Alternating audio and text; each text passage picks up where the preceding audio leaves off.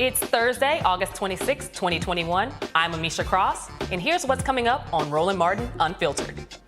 Over 100,000 patients are hospitalized with COVID-19. This is the highest number of hospitalizations since January. And in Florida, an emergency room doctor was selling mask exemption letters to students.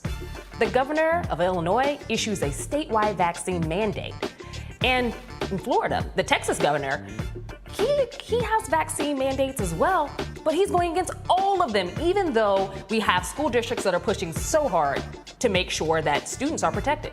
And a new poll shows African Americans are getting the vaccine at 10 times the rate of white Americans. And the state of Mississippi is now nearly 2,000 nurses due to COVID-19 burnouts and stress. Nationally, loan applicants of color are 40 to 60% more likely to be denied than their white counterparts. It's time to bring the funk on Roland Martin Unfiltered. Let's go. He's got it. Whatever the miss, he's on it. Whatever it is, he's got the scoop, the fact, the find.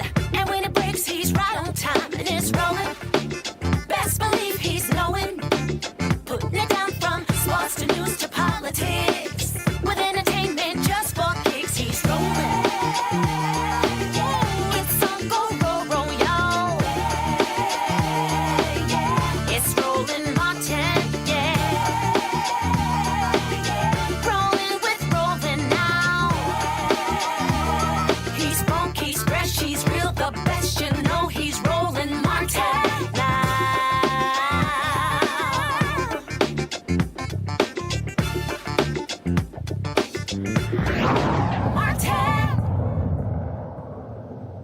We're starting off with things on a bit of a somber note today. 2 suicide bombs went off outside Kabul's airport, killing several United States service members and Afghan civilians. According to a senior U.S. official, ISIS-K is likely behind the attacks. Over the last few weeks, thousands gathered at the gates of the airport, which has become the epicenter of the evacuation. President Joe Biden was briefed along with Defense Secretary Lloyd Austin and Secretary of State Antony Blinken. Several U.S. officials have released statements on the gruesome event, including Representative Val Demings of Florida, who said in part, quote, "My prayers are with the families and team members of the U.S. service members killed and injured in the line of duty today. Those we lost today will not be forgotten, and we will do all in our power to ensure the recovery of the wounded. I know that the rescue mission that they gave their lives to protect will continue. I ask that all Floridians join me in prayer for the fallen leaders, their loved ones, and continued safety of all Americans in Afghanistan and around the world." Tens of thousands of people have been evacuated, and the U.S. military and NATO allies from the airport. And President Joe Biden spoke to the American public shortly before this broadcast. Take a listen.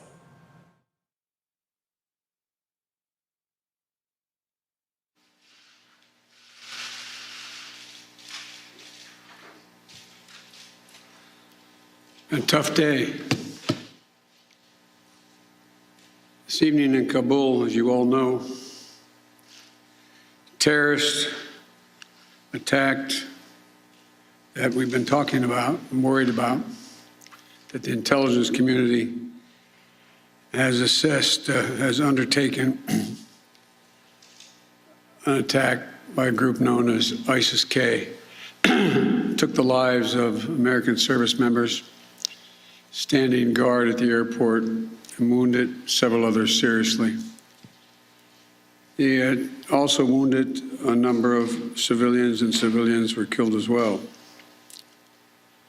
I've been engaged all day in constant contact with the military commanders here in Washington and the Pentagon, as well as in Afghanistan and Doha. And my commanders here in Washington in the field have been on this with great detail, and you've had a chance to speak to some so far. The situation on the ground is still evolving, and I'm constantly being updated. These American service members who gave their lives, it's an overused word, but it's totally appropriate here, were heroes. Heroes who've been engaged in a dangerous, selfless mission to save the lives of others. They're a part of an airlift, an evacuation effort unlike any seen in history, with more than 100,000 American citizens, American partners, Afghans who helped us, and others taken to safety in the last 11 days. Just in the last 12 hours or so, another 7,000 have gotten out. They were part of the bravest, most capable, the most selfless military on the face of the earth. And they're part of simply what I call the backbone of America. They're the spine of America, the best the country has to offer.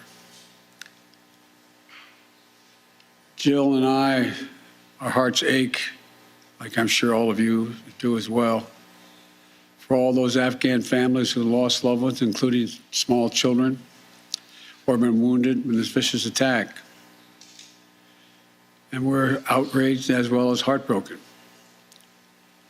Being the father of an Army major who served for a year in Iraq, and before that was in Kosovo as a U.S. attorney for the better part of 6 months in the middle of a war.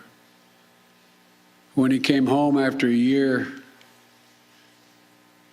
in Iraq, was diagnosed, like many, many coming home, with an aggressive and lethal cancer of the brain. We lost. We have some sense, like many of you do, what the families of these brave heroes are feeling today. You get this feeling like you're being sucked into a black hole in the middle of your chest. There's no way out. My heart aches for you. But I know this. We have a continuing obligation, a sacred obligation to all of you, families of those heroes. That obligation is not temporary, it lasts forever. The lives we lost today were lives given in the service of liberty, the service of security, the service of others, in the service of America. Like their fellow brothers and sisters in arms who died defending our vision and our values in the struggle against terrorism, of the fallen this day, they're part of a great and noble company of American heroes. To those who carried out this attack, as well as anyone who wishes America harm, know this: we will not forgive. We will not forget. We will hunt you down and make you pay. August 31st is the deadline for the final exit from a 20-year war in Afghanistan. 20 years, $2 trillion American dollars. Joining me now is Risa Colbert from Black Women Views, Dr. Greg Carr, chair of the Department of African American Studies at Howard University, and Faraji Muhammad, radio and TV host. And I'll start with you, Dr. Carr. We're seeing so many new developments out of Afghanistan. It's been unfolding all day. What are your thoughts on the evacuation as it stands and some of the detractors that we've heard thus far, particularly on the right, who are arguing that this was ill-planned, ill-fated, and are really, in many cases, even asking for President Biden's impeachment or resignation at this point? Well, I think, Amisha, we can immediately dismiss all of those warmongers. If Donald Rumsfeld were alive and not in the ground, he would be joining them. But everybody from Bolton to Dick Cheney, the warmongers who got the United States in Afghanistan in the first place, and then in Iraq as well on a pretense, they can all be dismissed because it's all politics. They are trying to wash their sins. The sin, some people would say, Barbara Lee being the one who had the courage to say it in the federal legislature, was going in the first place. There's no good way to leave an occupation like that. And whether it be Afghanistan, Iraq, or Yemen, or Somalia, or Libya, there isn't a country the United States has occupied or partially invaded during the so-called war on terror over the last couple of decades that has been improved as a result. There's no good time to leave. Remember, Donald Trump, in fact, enabled the Taliban. in fact, released one of the leaders of the Taliban who's over there right now. And these same people were not clamoring for any resignation now. That's just domestic politics. But as far as developments today, they're entirely predictable. The government that the United States tried to stand up collapsed. Could it have stayed a little longer? Perhaps. But let's be very clear. What happened today is the unintended consequence of a terrible occupation. It had to end sometime. And as you said, $2 trillion, it's enough. It's time to get out. And Reese, I know that you've spoken about the refugee crisis as it relates to a lot of Central American refugees and other groups on various networks. When it comes to the Afghan crisis that we're seeing right now, we know that getting out American troops and Americans from Afghanistan is the #1 priority for President Biden and for the United States. But what are we seeing happen on the ground when it comes to these Afghan refugees? Well, I mean, let me start by saying that the Biden-Harris administration inherited a large backlog of these special immigrant visas, the civic visas, over almost 18,000 of them. Actually, the Trump administration was sued because they were slow walking the visa processing. And then when you add on the coronavirus pandemic, that obviously also led to a crawl when it comes to processing these visas. And so right now there's a catch-up game that's happening because the Afghan government that was stood up has collapsed. And so there's a scramble to get as many people out as quickly as possible before the August 31st deadline. And we've seen over 100,000 people have been evacuated up until today without any bloodshed. And that was a remarkable, extraordinary feat, considering that there is still a war going on.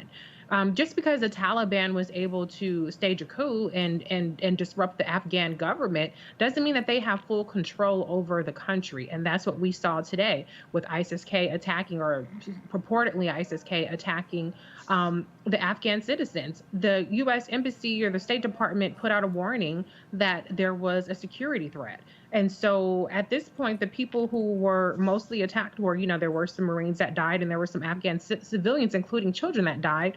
It's because of the chaos from these terrorists that are still there. And so there is absolutely still a threat to them. I think the U.S. government is staging a remarkable diplomatic feat by working with the Taliban, not giving credit to the Taliban, but they are the de facto government at this point and getting as many people out. And so I think we can't talk about the situation without acknowledging how much effort has to go into this and how much the Trump administration neglected this program and our allies prior to the Biden-Harris administration taking over.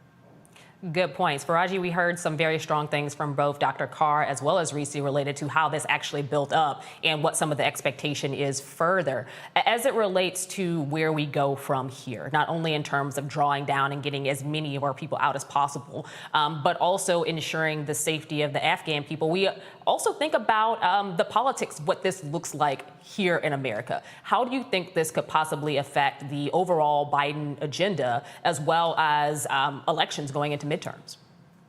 I mean, this could be a very serious situation. I want to go back to something that Dr.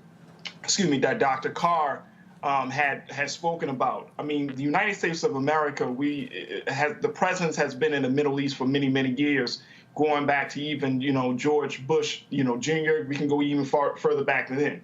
But when we saw that level of presence, this is not an isolated incident. The slippery slope that I think President Biden has to consider in this whole situation is America, as we currently stand right now, as we currently stand in the world, as we currently stand with troops, the number of troops that we have available, as we currently stand with the sentiment, the political sentiments in this country, are we able to have a very tough talk? Can we have that tough talk and then be prepared to follow up that talk with any type of military action?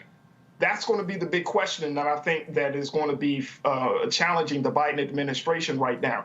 If things continue to escalate the way they are going, should we expect a war on the horizon or some type of military action? And I would go to say that where this country is right now, I mean, we're getting upset about masks, let alone talking about missiles dropping on trying to find, members of ISIS-K. So there's a lot of things, and I think it's very important that as we have this conversation, that it's important for us as Black media that we don't fall into the trap of creating a narrative as if this is an isolated incident in the such that, as Dr. Carr said, if we don't look at the history of America and going into places and going into countries and destabilizing governments, sending in jackals, sending in all types of folks to destabilize governments, and then trying to, prop up leadership that is in the best interest of the foreign policy of this country. And then when things fall apart, it's like, oh man, we now want to put out the lives of the American troops. We want to put out the importance of the American interest. And I think that we need to make sure that we don't fall back into that trap, because we've seen this playbook time and time again. And we got to ask the question. I'm with Dr. Carr, with Reese. We got to get out of the situation as it is. That way, we don't have to continue to spend an exorbitant amount of money. We don't have to lose any more lives of our troops, whether they're black or white. And we can get on the business of getting our country together, because we're not together to wage any type of military action against another country. And before we have to move on to another topic, Dr. Carr, I want to come back to you on this. The United States has largely had an image that was disrupted over the past 4 years with the previous presidency. And internationally, that set us up in a very bad place on a world stage. Today, how are our European allies specifically, as well as other allies who have helped us during our occupation of Afghanistan, how are they feeling about how all of this is shaking down? Has America created its own detriment in terms of those allegiances and those partnerships? Well, of course it has. The global map is being redrawn. I think to understand Afghanistan, we have to put it, as Raji just said, in a context, a long view of history. Well, not a long view, maybe the last century, 3/4 of a century. We're still dealing with the fallout of World War II. World War II was the last time you saw a unified global effort against fascism. That was, of course, the Nazis, and then Italy. And then even Japan gets pulled in that. That's a little different. But post-1945, which is when you see the creation of the North Atlantic Treaty Organization, NATO, and the Warsaw Pact countries around the Soviet Union, that's when the fight really has to be anchored. The Europeans, these are the former empires that are the reason why we're having this conversation in English. England, France, even Germany to a limited degree. But these are the folks who had invaded other parts of the globe and who saw their empires shrink and crumble. So after World War II, you see the rise of anti-colonialism, you see the independence movement in Africa, the Caribbean, Latin America, and you see the Soviet Union attempting to maintain some control in that region of the world, playing the quote-unquote great game in the so-called Middle East. And you see the United States then began to engage in this Cold War with the Soviet Union, with the allies from NATO. What does that mean, and what does it have to do with today? Well, remember that the United States fought a proxy war in Afghanistan against Russia, using the Mujahideen, using Osama bin Laden, using folk who then felt themselves betrayed when the United States, having neutralized what they thought the Soviet Union and then Russia, withdrew.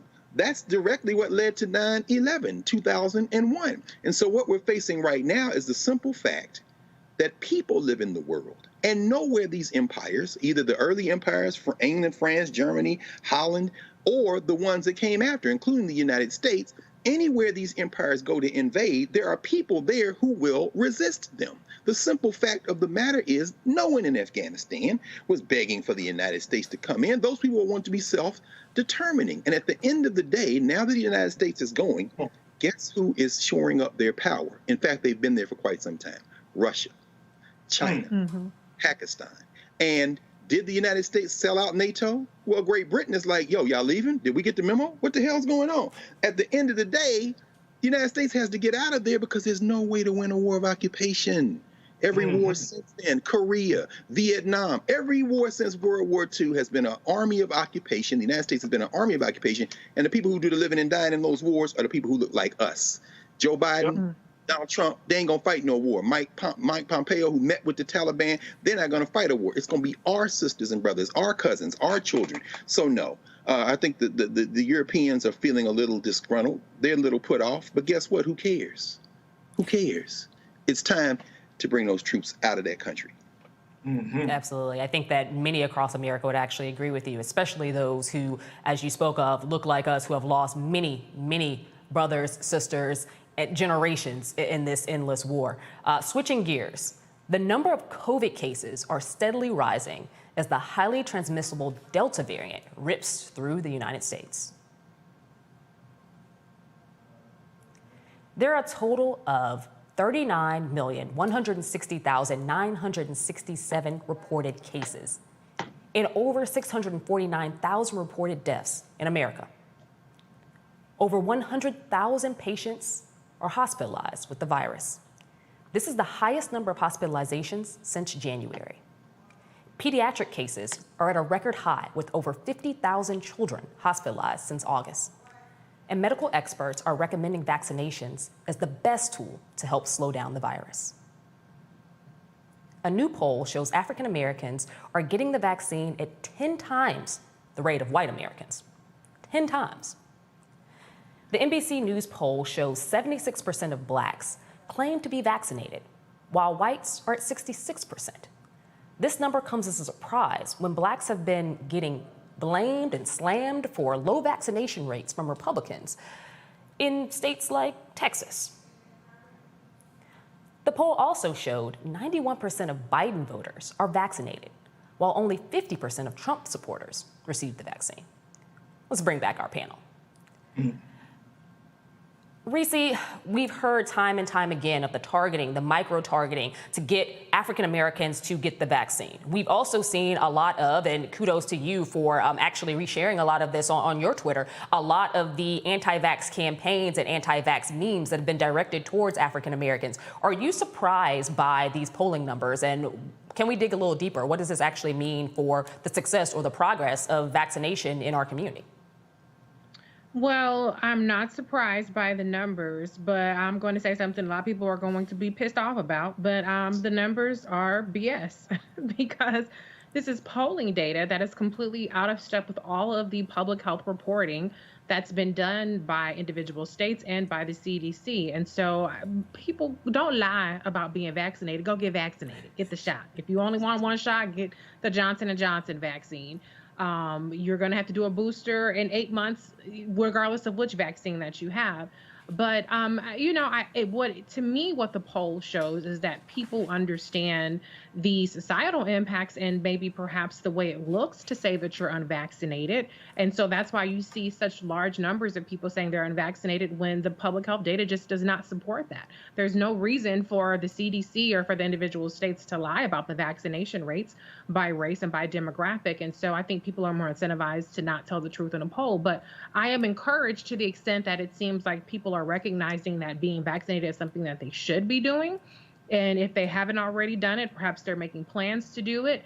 This Delta vaccine, the Delta variant is incredibly serious, and the ramifications of not being vaccinated outside of the possibility of getting COVID, being hospitalized or dying are starting to be much more financial in impact in terms of higher insurance costs or losing your job. And so I am encouraged, at least, that some people are recognizing, hey, I should be vaccinated. At least I'm going to say I'm vaccinated. But it's not encouraging if people aren't, in fact, following through and getting vaccinated. And so, yes, you mentioned the disinformation campaign that is playing a huge role in the hesitancy or the resistance to it. And it's something that we are being targeted with. So we still have to continue to scale back.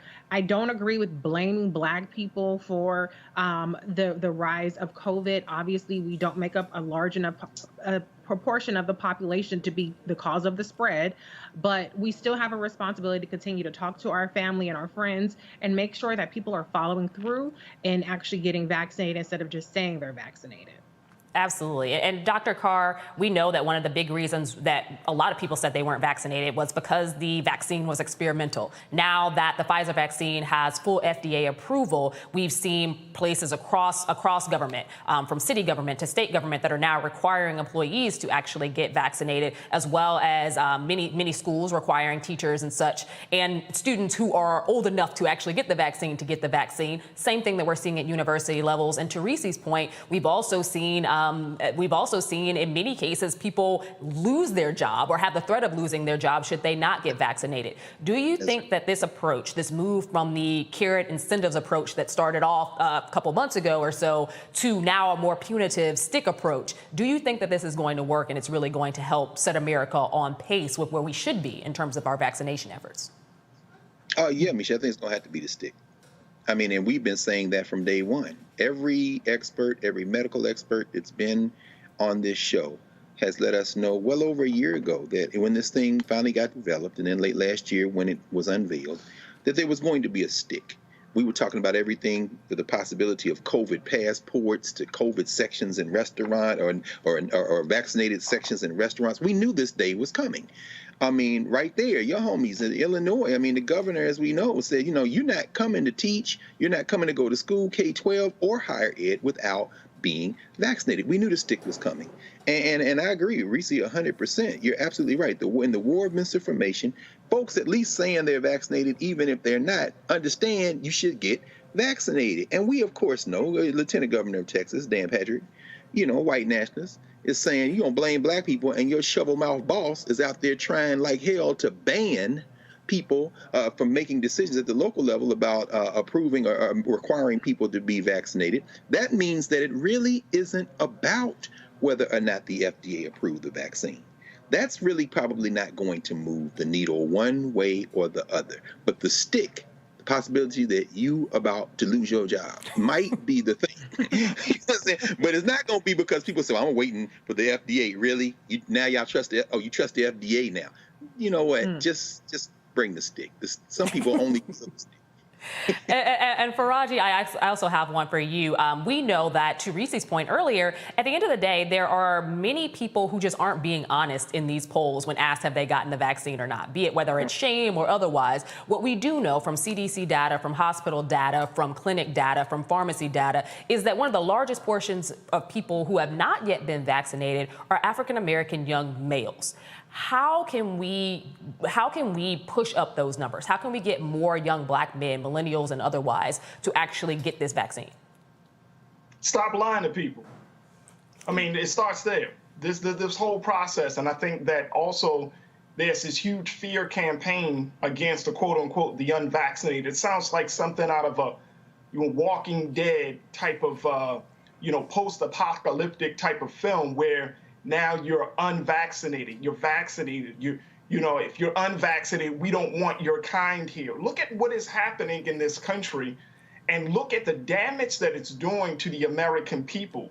And it's interesting that these numbers are coming out with this poll showing that black folks are at the top or more, vaccinated. But we're still not having a conversation around the fact that white people are choosing not to get vaccinated. Not just Trump supporters, I'm talking about liberal whites as well, are choosing not to get vaccinated. This campaign cannot just be focused on getting black people vaccinated. And I just got to disagree with the fact that you got to bring the stick. This is going to be a problem, folks. This is going to be a declaration of war. People should not have to feel like they're going to lose their job because they are deciding to make a health care decision that affects other people, but if they're wearing a mask, if you're staying socially distant, then why should you have to lose your job? For example, there was a CNBC put out a report just a day or two ago saying that Delta Airlines was planning on pushing up the insurance costs for the unvaccinated by $200 a month. What in the hell is that about? So you're going to penalize somebody for vaccinating. That shows that Dr. Fauci said just recently, he said this in an interview, that because of the Delta variant, folks, I'm not making these numbers up. He said that the vaccination effectiveness against the Delta variant went from 91% to 66%. But Faraji, that doesn't mean that doesn't elicit the response that I think that you might be alluding to. That should not make people not get the vaccine. What we do know is that the more people who don't have it, the more often the mutations can occur, and that's how we got something like the Delta variant. That's how we will get more variants. What we have to do is ensure we get more people vaccinated. Therefore, there won't be enough body host for these variants to actually attach to and morph into things that make it harder for us to control. I hear you. And what I'm speaking of really, Armisha, is that we're talking about the cost that now is taking place in the workplace, the cost that's taking place among the citizens of this country. And that has to, we really got to look at that. Do we want to go down that road? We already have. Faraji, we already tax people. We already tax people who are smokers at higher rates. That's part of their insurance. It is. We also tax people at higher rates who have obesity and other things that many in the medical profession could consider preventable. So this isn't exactly a new trend. Here's the problem. Does that stop people from smoking? Has that stopped people from gaining weight? No. So if we're talking about having an approach about this, you're saying, you asked me originally, how do we get black men to get vaccinated? Empower people to make the right decision, for their health care needs and for their families' health care needs. You shouldn't have to beat people over the head. As long as people look, I'm a mask advocate. I double mask. I stay away from people. I do all of those things. Empower people, and let's present other information out there that we've been talking about. I know the CDC came out with two big announcements, one saying that pregnant women can be vaccinated, the other saying that those who are immunocompromised. How come we're not having conversations about strengthening the immune system? How come we're not having enough conversations about making sure that the numbers that we just presented here, that those numbers, you have a lot of people that have survived COVID. Let's look at, well, what did you do to get into a better space? How were you able to survive COVID? So all of these things are important. But if you keep beating people over the head about this vaccination, you're going to create a war in this country that the country is not prepared for, whether socially, economically, and hell, we're now seeing it educationally, bringing our children in. This is not the war that we need to be waging against each other at a time where this country is under great judgment and is already dealing with the issues. There should never be a war on experts. There should never be a war on science. With that being said, we're going to go to the next story. The Illinois governor, J.B. Pritzker, my home state governor, he issued a statewide vaccine mandate for education and healthcare personnel. Democratic Governor J.B. Pritzker's executive order extends to eligible students and includes an indoor mask mandate for everyone over the age of 2. Those who choose not to get vaccinated will undergo weekly testing. In a news conference, the governor responds to a reporter attempting to spread misinformation. Take a listen. I was out here this morning, and parents were crying, screaming like, "Oh my God!"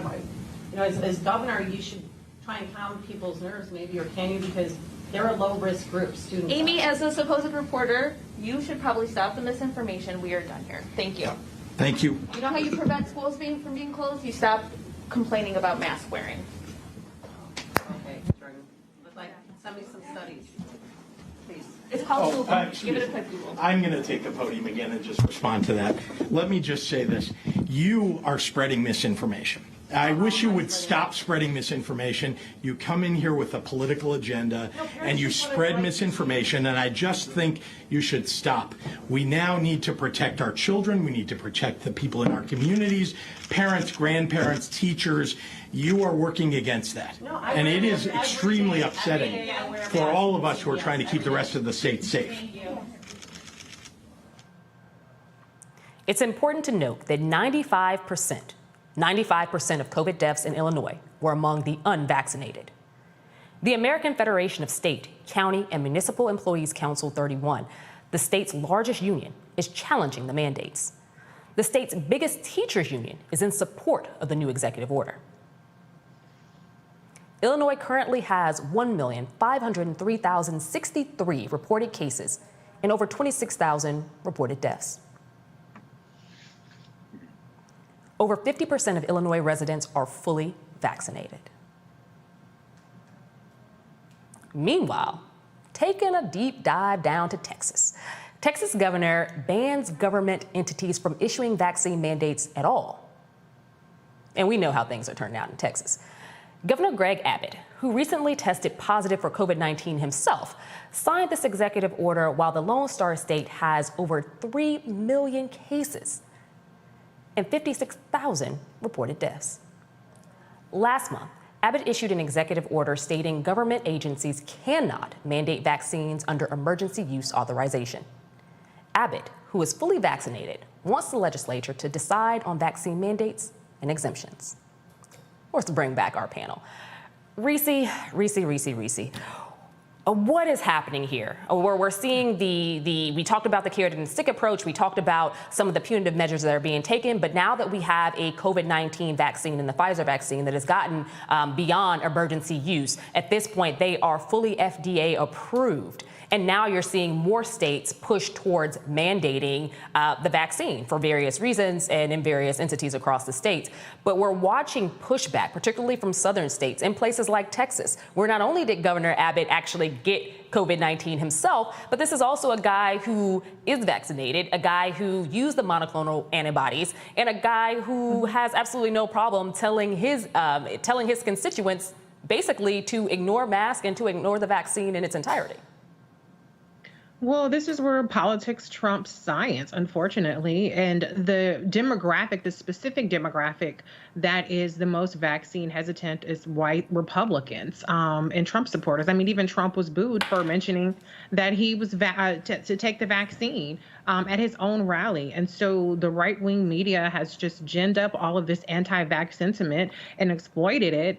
And now the chickens are kind of coming home to roost on that end. But unfortunately, the right-wing media and their talking points are permeating in the Black community. When you hear somebody like Busta Rhymes saying things like "we can't breathe" and likening what's happening now to the civil rights movement, those are right-wing talking points, things that have originated from things like 4chan memes, which is certainly not a place where Black people congregate. And so that's part of what's happening. It's the politics of it. The politics is truly trumping science. And I think we even saw a little bit of that with the CDC earlier, a few months ago, when they said that if you're vaccinated, you don't have to wear a mask. That was somewhat of a political decision because I think they wanted to incentivize people to get vaccinated. And then what you ended up having, as polls have indicated, and I know I just said I don't go by polls with certain things, but what we do have some polling that suggests that the people who are most likely to wear a mask are actually vaccinated people, and people who are not likely to wear a mask are unvaccinated people. So I get that the unvaccinated camp is always trying to say wear a mask and social distance, but that's not the attitude that we've seen expressed, the sentiments that we've seen expressed in pollings that have polled them. And so unfortunately, the whole honor system and the whole we're all in this together system does not work. You have to force people to do the right thing, or maybe it's not right to them, but it's the right thing for society. And, listen, we've had 5 billion doses administered throughout the world. China has administered almost 2 billion. In America, it's been over 170 million doses have been administered. This is a safe vaccine. It's safer than Viagra and Cialis and flat tummy tea and all this other shit that y'all are out here doing. And you don't even know Vectrin, I don't know how to say it, but horse fucking dewormer that you guys are out here. People are shitting on themselves in grocery stores, and they're talking about they don't want to go to the hospital, they don't want to get a vaccine, they don't want to get Regeneron, but they're taking horse dewormer. Give me a break, people. It is time to just kind of get a clue. And I just want to say one more thing too. Listen, I love the way Dr. Carr says take the shot or not, and I like to say that too. He says it better than me. But here's the thing. You have a right. We are a free country. You have a right to make decisions about your own health. That does not mean that your decisions are without consequence. They're not without consequence to those around you when we are all sharing the same space and air. And that doesn't mean that they're without consequence to you financially. The reason why Delta raised the rates for unvaccinated people is because all they say, and I don't see why they would lie, but okay, you have conspiracy theorists all around. But according to them, 100% of the people who have been hospitalized, not 100% of the people who've gotten COVID, have been unvaccinated. And those hospital stays are $40,000 a pop. And so what Delta is saying is if you want to take on the risk of increased hospitalization rates, then you're going to pay for it. I have absolutely no problem with that. You have a right to take on whatever risk that you want to take, but that does not mean that that risk does not come without consequences. And so people are relying on the vaccinated to get us to herd immunity and for us to do the heavy lifting on that, while people sit back and say, well, I'm not going to get vaccinated, I'm going to do vitamins and other stuff. You gotta have some skin in the game, just like everybody else. And so that's where these mandates are coming in. That's where these financial incentives are coming in. And you didn't take the free donuts, you didn't take the free beer and the $100 gift cards and the raffles and shit. So now you got to take the mandates. And Dr. Carr, what about the kids? Throughout all of last year, we know that the pandemic of 2020, COVID-19 of 2020 and COVID-19 of 2021 are two very different things. COVID-19 of 2020, our greatest risk and our greatest concern was our elders. A lot of seniors were, quite frankly, dying in droves. And we had a president at that time who was absolutely fine with that and sacrificing everybody's grandparents. Now we have a president who has gone out of his way to develop a pretty comprehensive COVID-19 outreach and engagement strategy and make sure that the vaccine is readily available to, honestly, anyone who wants to take it. Now we've moved into a phase where we're seeing children incubated, 5, 7, 10, toddlers even, and in some cases, babies. What will it take for the American public to realize that your personal liberty, though you have it, does not mean that you also have the ability to infringe on somebody else's health rights? Well, Misha, I don't know. Because, I know sometimes maybe some folk may get tired of me saying it, but this isn't a nation. There's no such thing as the American people. We live on the same continent. We live under the same government, federal and state and local government, but there's no common culture. We have to understand that. And I think what Faraji said, I don't think that metaphor is too strong when we use that three-letter word war. Because now you've got children whose parents are hardcore anti-vaxxers who won't wear masks, as Reese said. And the reports of those children going and breathing on other children, see, that's an ass whipping for you. That's an ass whipping for you. That's an ass whipping for your punk ass mother and father and anybody else, because this isn't a country. Understand that shovel mouth governor of Texas, who my mother and you and all of us paid for the vaccine that went in his arm. There are no free vaccines. This is the pharmaceutical companies are making billions. In disaster, people make profit. In Afghanistan, Bessie DeVos' brother Eric Prince is charging $6,500 a pop to get on chartered planes to leave Afghanistan. Nobody misses a crisis to make money. That shovel-mouth governor should never have put that needle in his arm if he thought that he was the governor for the common good, but there is no common good. That's only him running for president in 2024, trying to rally his white nationalist base and gambling that enough of them hillbillies will be alive to vote for him in 2024. Just like that cosplay governor of Florida in those intentionally ill-fitting suits playing a country bumpkin is betting that when he runs for president, enough of his hillbilly supporters will be alive to vote for him. They are literally putting their politics ahead of anything because there is no common concern, because there's no American people. There's only politics and individuals with their individual agendas. And so I don't know what it will take. It might just take death. It might just take death, because as you said, the governor of Illinois said this is a pandemic at this point of the unvaccinated. And Dr. Carr, since you led into it, we're going to get right to it. In Florida, an emergency room doctor gets ousted after selling $50 mask exemption letters to students. Dr. Brian Warden, physician at Capital Regional Center in Tallahassee, offered letters to medically excused students after the mandate was required. Warden's services come after Leon County School District superintendents wanted a stricter mask mandate after an increase in COVID cases. 9 Florida county school districts are fighting Governor DeSantis' mandate and requiring masks in their classrooms. I'm going to lead off with you on this one, Faraji. When it comes to the defiant student leaders, the superintendents, the teachers, the principals, who literally want to protect the kids in their classrooms, we're seeing this standoff between those entities and the governor. How do you see this playing out? It's not playing out well at all. This is not going to play out well at all. Here's the thing I don't understand. Last year my son went to school and they had decided to do in-person and online learning. And when we decided to put him in, they had a smaller number of students in the classroom, 11 students or a little bit less than 11. They socially distanced the space. Parents could not come into the building. All the students had to wear masks. I'm talking about at 7 years old. So this can be done. This can be done. And it's disheartening that we do have in states like Florida and states like Texas and in some other states that you got this big push not even to wear masks.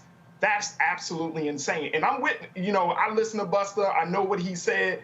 Totally disagree with him. Totally disagree with him. You need to put the damn mask on. You need to put the mask on.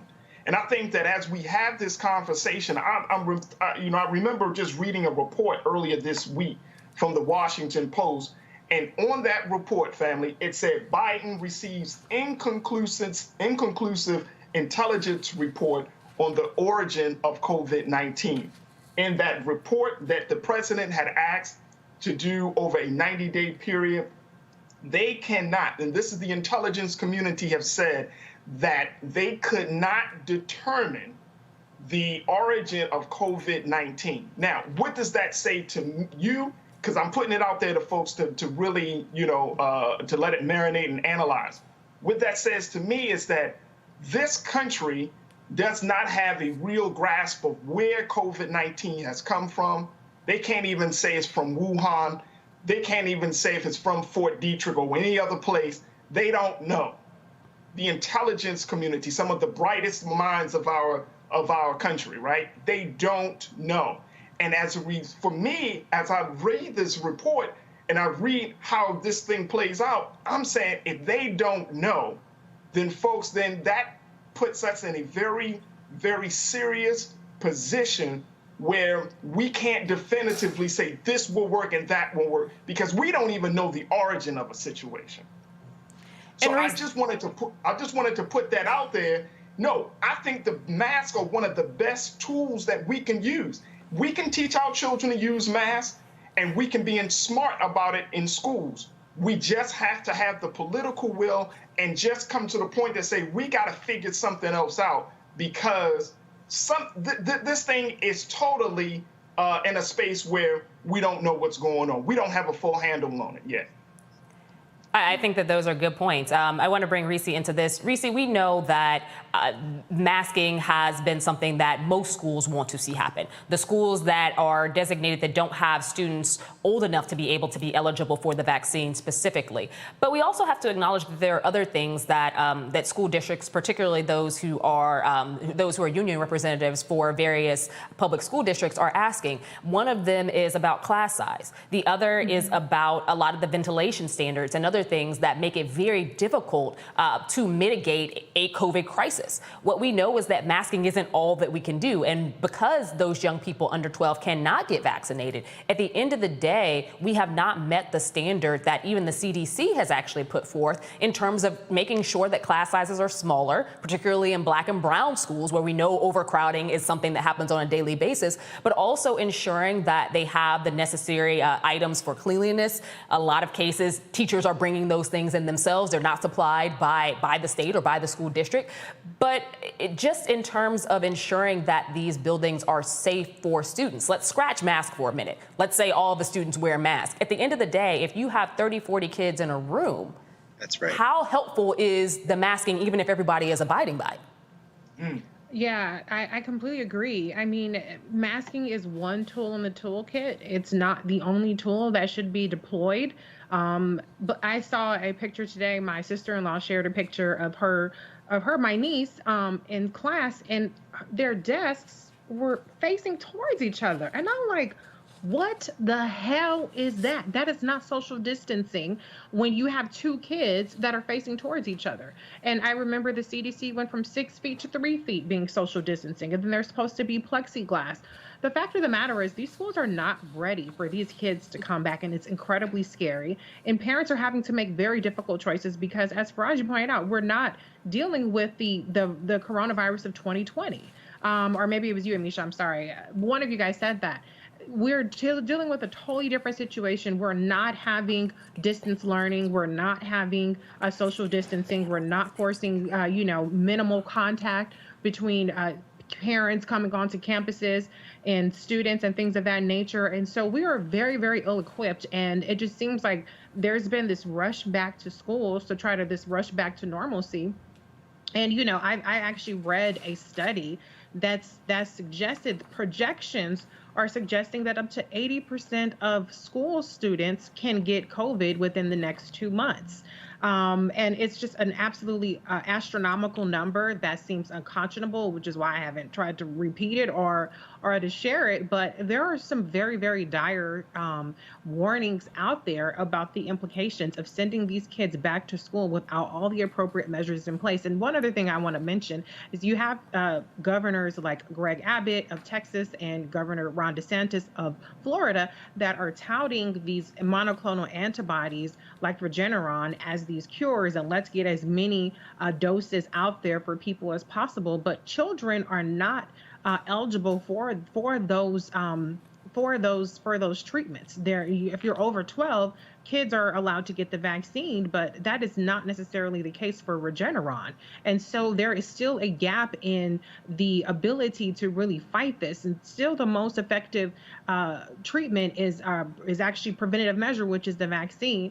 But we have so far to go outside of masks to get these students ready. And unfortunately, we've shown as a country that we don't really care about students. When you have Sandy Hook, where elementary school students were gunned down, and instead of gun control being passed, we started having gun drills. We just are not a country that cares about our children the way that we need to. And my heart really goes out to parents that are having to make the very tough decision as to whether to send their children to school or try to homeschool them without the resources that are available for last year. It's a very scary situation. That's not fear mongering. That's just the reality of what we're dealing with right now. And the state of Mississippi is down nearly 2,000 nurses due to COVID-19 burnout and stress. Hospitals across the state are overwhelmed with sickly COVID patients. State officials report 63% of ICU beds are filled with COVID patients. Nurses in the state report long hours, burnout, and watching preventable deaths are causing them to resign. Mississippi Governor Tate Reeves reports 1,000 healthcare personnel have arrived to help hospitals statewide. An investment in infrastructure could create thousands of jobs by 2030. That's a good thing. A report released by S&P Global shows that $1 trillion investment in infrastructure will alone create 803,000 more jobs by 2030. Experts say an investment of this size and impact of COVID-19 could create millions of jobs on the market. S&P also projects total economic activity will increase by more than $1.4 trillion over the next decade. There has been historical growth in jobs numbers as the nation added 4 million new jobs since President Biden took office. This is the most by any president in the first 6 months of their term. Chew on that for a bit. New data suggests unemployment benefits don't actually play a role in hiring challenges. According to the Bureau of Labor Statistics, states that withdrew early from federal unemployment programs didn't actually push people back to work. Big surprise. Even though Republicans told us it would, it hasn't. Experts warn this decision could hurt local economies as the September 6th deadline for the pandemic unemployment assistance programs looms. Officials say nearly 7.5 million Americans will be affected. However, the Biden administration is encouraging states with high unemployment rates to use those federal funds provided by the American Rescue Plan to keep benefits flowing past the September 6th deadline. And researchers say that 7 in 8 people struggle to find jobs after being forced out of unemployment. Joining me now is Kristen Brody, PhD Fellow in Metropolitan Policy Program, the Brookings Institute. Welcome. Thank you for having me. Absolutely. So we would like for you to break this down for our audience. We know that there have been several conservatives across multiple states, pundits, talking heads, political leaders, and the like, who honestly believe that the Biden administration was providing too many gimmies in terms of extended unemployment benefits for individuals. They thought that that was keeping them from work. They saw the hiring signs in front of bars, restaurants, retail shops, and the like, and decided that they were just going to not take the state unemployment benefits because the idea was that these people were basically living high off government funds and would go immediately back to work after those funds were gone. That is not what we're seeing. Can you explain what is happening and how are these people surviving now that they no longer have extended unemployment benefits? So there are a couple of issues. If you think about this pandemic started last year, right? So during that time, people left where they were. They moved in with family members. People couldn't afford their homes. They had to go and take care of loved ones, or they wanted to take their children somewhere else, especially in very expensive metropolitan areas. Think about New York, Chicago, San Francisco. If you don't have a job there, or if you don't have to go to work, if you're working remotely, why would you stay there and pay that expensive rent if you could go somewhere else and live with family members, right? A lot of people relocated. And so they're still there. They have obligations in these other places. It's not just that people are still sitting at home waiting to go back to the same job that they had.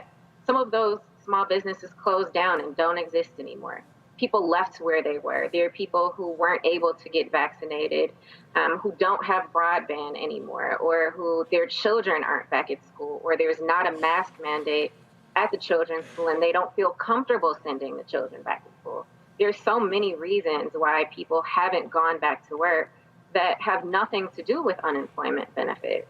And I think the other issue is when we think about losing these benefits and talking about like people are being lazy or that they're making too much money. If the unemployment benefits, if that amount is more than they were making, that says that there's a problem with wages, right? Like the minimum wage hasn't increased to keep up with the prices of goods and services, of education. So yeah, that just doesn't make sense economically.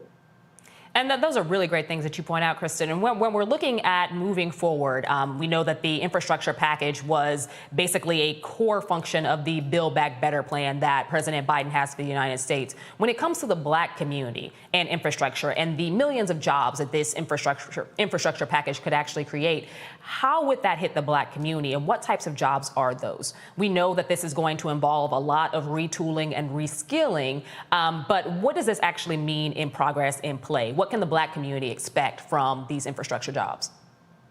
So my research has focused on race and jobs at high risk of being automated. Black and Latino people are overrepresented in jobs at high risk of being automated. The number one job is cashiers. There are 3.6 million cashiers in 2019. Black people are overrepresented in that job along with Latino people. And so if you think about going to your local Walmart, CVS, Walgreens, or whatever other store you may go to regularly, think about how many cashiers there were before the pandemic and think about how many there are now. We're seeing a lot more automatic checkout machines, right? We're seeing at restaurants wanting to do takeout or encouraging Uber Eats, that many restaurants are still doing social distancing or they're not open inside as much as they were. So many people are being encouraged to order food at home, right? So that's Uber Eats drivers, that's not servers in restaurants. So if you look at the 5 jobs that employ the most people that have high automation risk scores, we see that Black people are overrepresented in those jobs. Many of those jobs are customer facing. They can't be done remotely. So you can't go back to that job if it's been automated. And if that's your skill set, then what are you supposed to do now? You don't just automatically transition into some other job. There's training that has to be done, right? Is the job even in your neighborhood? Do you have a way to get to it? Do you have a place to a quality child care for your children while you're there. These things don't happen automatically. So we need to create pipelines for people to get to jobs that are currently available. And that doesn't happen by magic. Absolutely. What are some of the best ways from your research from the work that you're doing that would benefit or create some pathway to economic uplift for Black Americans who are currently unemployed or looking to switch careers to avoid what you just said in terms of the automation that we can't stop? It's actually only occurring at much faster paces right now. Yeah, so I think one of the things that I encourage is for companies to partner with HBCUs and minority-serving institutions and public institutions overall to provide training if that's the thing that's keeping people from jobs. And I don't want to suggest that a skills gap is the reason why people aren't working. But if someone needs to take a class or two, if there needs to be some training, HBCUs are perfect at that. They've been doing it for more than 100 years now.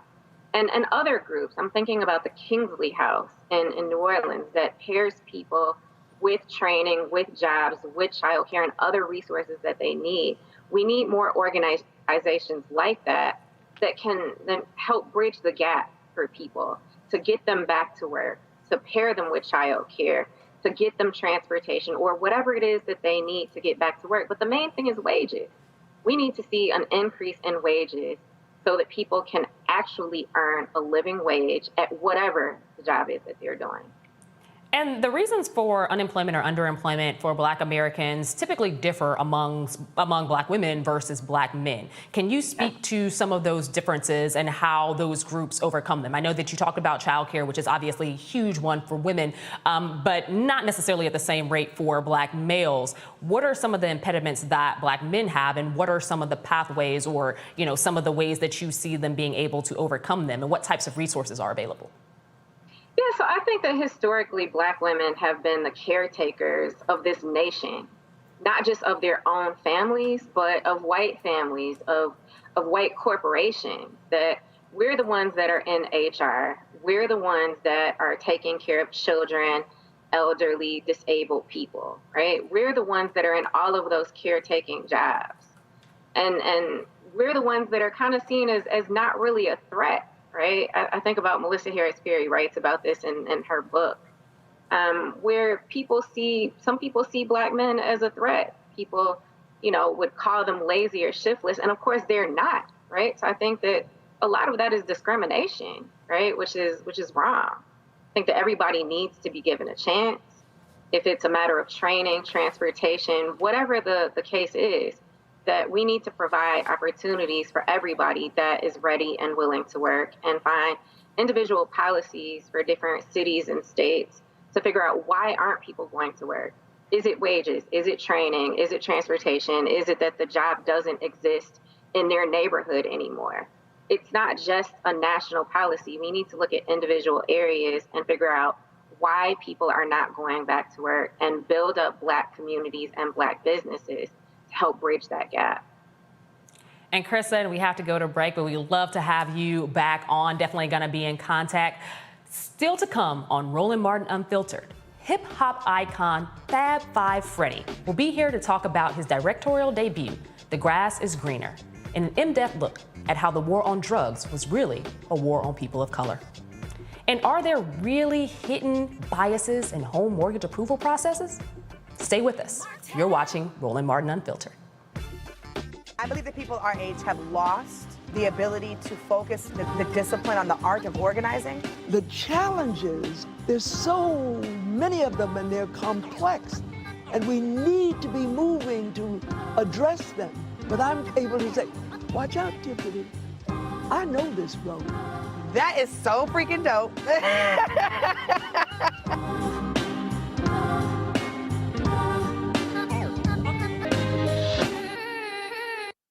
Seat.com, we are partnering with them, of course. We appreciate their support right here on Roland Martin Unfiltered.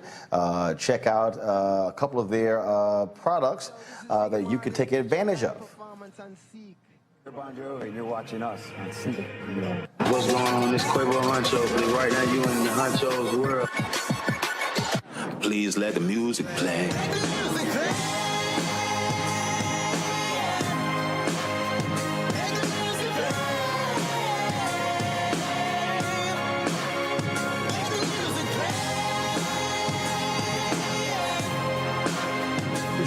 a Seek.com video by using one of their virtual reality headsets. All you do is just pop your phone right here into the VR headset and enjoy the content. You can also take advantage of their 360-degree headphones. These headphones here come in a couple of colors, black and gold, but then also all gold. And so you can check these out. If you want to use our promo code to get a discount, it's RMVIP21, RMVIP21. Then, of course, a portion of the proceeds comes back to Roland Martin Unfiltered, which allows for us to fund the show. And so this is a black-owned company, and we certainly believe in supporting black-owned companies. Mary Spiel is the founder. And so, again, go to Seek.com and use the promo code RMVIP21. Football bands and one of the best fan experiences in the country. The Cricket BX SWAC Challenge kickoff returns to Atlanta on August 28th, along with special guests, College Game Day. Then Alcorn State takes on North Carolina Central with conference bragging rights on the line. Center Park Stadium is the place to be on August 28th. Come tailgate all day before enjoying a primetime matchup on the gridiron. You don't want to miss this. Check out MEACSWACChallenge.com for more information. And, of course, folks, join Roland Martin Unfiltered in Atlanta Friday and Saturday for the SWAC MEAC Challenge. Friday, we'll be broadcasting live from the Atlanta Braves baseball game. We'll be hearing from the commissioners of the SWAC and MEAC, plus school presidents and other great guests. On Saturday, we'll be from the Coca-Cola fan zone at the stadium where the game is taking place. We'll be broadcasting live. Some great things going on. Tigger's going to be spinning. They got some chefs out there with the Coca-Cola kitchen. We're going to have some phenomenal stuff for you. Plus, we'll be live streaming the halftime show and the concert after the game. Check out Roland Martin Unfiltered on Friday and Saturday. And we thanks all of this in partnership with Coca-Cola, the SWAC MEAC Challenge. We'll see y'all there. Floyd's death hopefully put another nail in the coffin of racism. You talk about awakening America. It led to a historic summer of protest. I hope our younger generation don't ever forget that nonviolence is soul force. Priceless.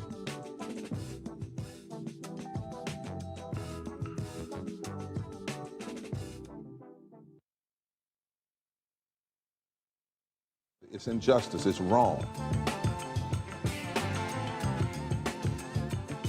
I do feel like in this generation, we've got to do more around being intentional in resolving conflict. You and I haven't always agreed. Yeah. But we agree on the big piece. Yeah. Our conflict is not about destruction. Conflict's gonna happen.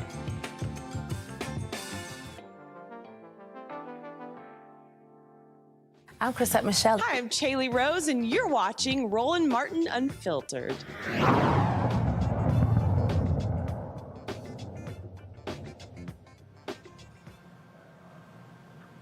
The American dream, purchasing a home. There are some hidden biases in the mortgage approval process in turning that American dream into an absolute nightmare. Nationally, loan applicants of color are 40 to 80% more likely to be denied than their white counterparts. And in certain metro areas, the disparity was greater than 250%. Joining me now are Sabrina Lowry of Sabrina Lowry Enterprises and Legacy Realty and Tanya Branchard, Senior Mortgage Advisor of Madison Chase Capital. Good evening. Hello. Good evening. Sabrina, I'll start with you. We know that there is a crisis in home ownership in the Black community. This is nothing new, but the numbers are a lot higher now than they even were during some of the civil rights era.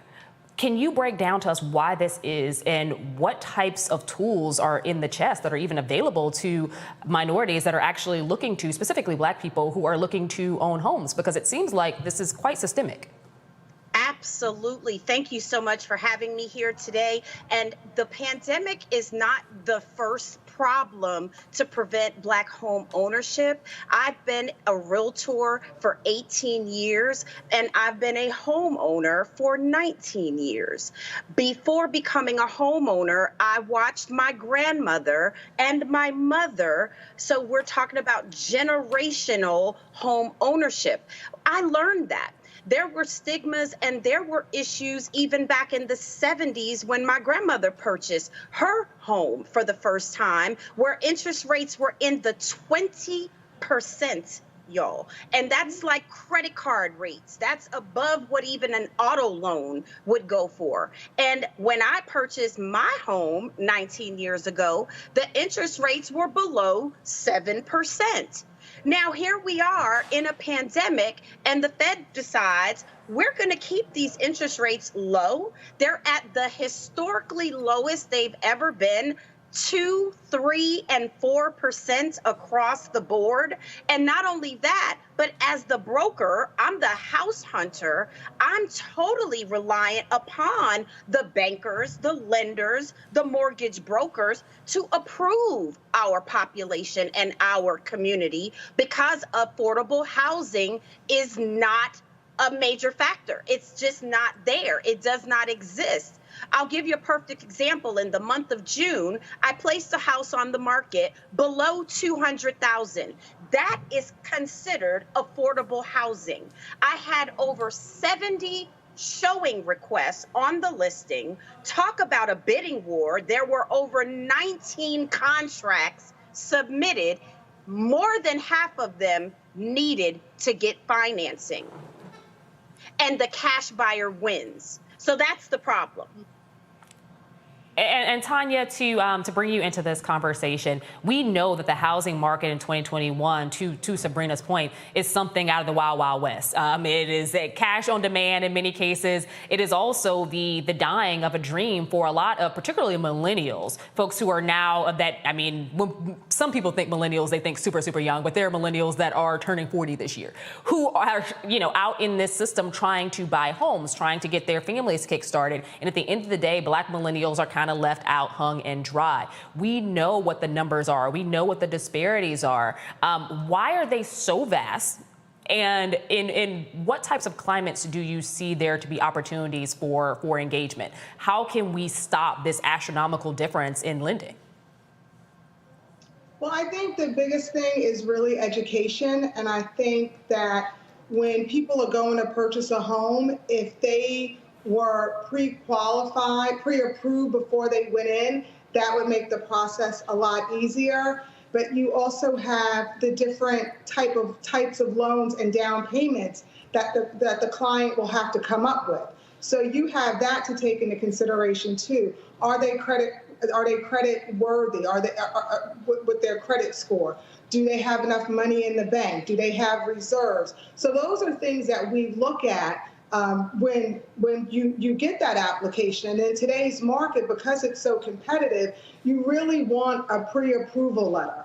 I don't give a letter out until I've verified assets, I've verified job employment, not with a phone call, just their W-2s and pay stubs, just to make the process easier. And what else is happening in the market is that I really feel bad for FHA buyers, because that's what happened. A lot of people don't even want to take a look at an FHA buyer. So what I've been doing is doing to be determined approvals, having the file come out of underwriting approved, and giving them not only an approval letter, giving them a loan commitment, letting them know that the underwriter has looked at all their information. And it really is unfair, because a lot of times people hear FHA and they think, oh, the client can't qualify, they have bad credit. It might just be a simple fact of their debt to income ratio was too high. On a whole, Fannie and Freddie stop you at 45, FHA will let you go up to 57. So there are a lot of different pieces to the puzzle. It's just not name, address, social, and oh, I make a good living. And I think, unfortunately, a lot of people, when they get on the phone, they say, well, I make good money, but it's more than how much money you make. It's your overall picture. I want to stay with you for a minute on that, particularly as it relates to young people who have student loan debt, something that is not easily eradicated, something that most people are going to be paying until their death, and then whatever is left of them is going to be paying it in perpetuity. How does someone who has that level of astronomical student loan debt, we know what those numbers are, how are they able to finally be able to have that dream of home ownership, even if they have a good job, as you stated, even if they have a decent salary, they're still going to have this debt ratio in the majority of cases that is well above their earning potential? Well, I will say that I was so thankful that in the last 2 months, FHA changed their their student loan requirements for payment, they've mirrored Freddie and Fannie now. So the biggest thing with, especially unfortunately, even with the student loans, the student loan house, the Department of Education, Navia, they automatically put everybody's student loan in deferment. So now when I talk to a client, the first thing I say is, yeah, I know your loans. I think it's about to come out this month. I think everybody by September will have to start paying again. But what happened was they automatically put everybody in forbearance. So what we have to go by is your income-based repayment. But if on your credit report it says deferred, then that's a whole nother ballgame. Now I've got to count 1% of that balance against you. And if that balance is $160,000, that's $1,600 I'm counting against you, and you're making $75 opposed to that income-based repayment, which would be $125, $140. So I will say that I really feel like we had a victory with the student loans when it comes to FHA, because now we're on the same playing field. I literally started calling clients and saying, hey, now you can buy. At one point I was just despondent because so many people had everything, but then they had that high student loan debt and I had to count 1% against them immediately. So that has changed for the better. And I'd just like to touch on one other thing with conventional and FHA. You know, in the article that came out today, I think it was U.S. Markets and Housing Wire sent it as well, they talked about conventional financing requiring a 620 credit score. That's really a fallacy. It's not true. Although it only requires a 620 credit score, the chances of me running you through automated underwriting with a 620 credit score, I would say 9 times out of 10, I know it's going to be a denial, but even take that, let's just say I got an approval. Mortgage insurance for conventional is based on credit score, and we do everything in 20-point buckets. So a 620 credit score, even if I got you an approval, FHA monthly MI is 0.85. With a 620 credit score, the monthly factor for MI would be well over 2%. Well, it'd probably be 3%. And so that's another disparity that they don't talk about. Don't tell me I can qualify for a 620 conventional loan when in reality, now that's where I'll say the algorithms are really off and you don't really get a qualification. But then if you do, I have people with a 700 credit score, and sometimes I have people in, let's just say, 660. 660 is a solid score. It's really fair, but nobody with a 660 wants to hear that. It's a solid score, but in reality, the mortgage insurance is higher than FHA, so it makes your payment higher. So sometimes you have to go FHA just so your mortgage insurance is lower. So there are just a lot of factors, and I know, I'm sorry, I went off on a little tangent there, but there's so many more things that we have to take into consideration. It's just not about credit score, because a 620 on a conventional, the only person that would really get that approval, and see, even with Fannie and Freddie, with a 620, they want 2-3 years of trade lines. And with a 620 score, most of the time you don't have 3 years, you're just starting out. Can I piggyback on that, ladies? I absolutely want to let Tanya know, because we are business partners and we have been in this industry for years, collaborating and seeing how deals can fall through in the 9th hour. And I have had very bad experience, y'all. When I have a client, I am the house hunter, remember? So they see Tanya first. And if Tanya says they're approved, I'm banking on a win.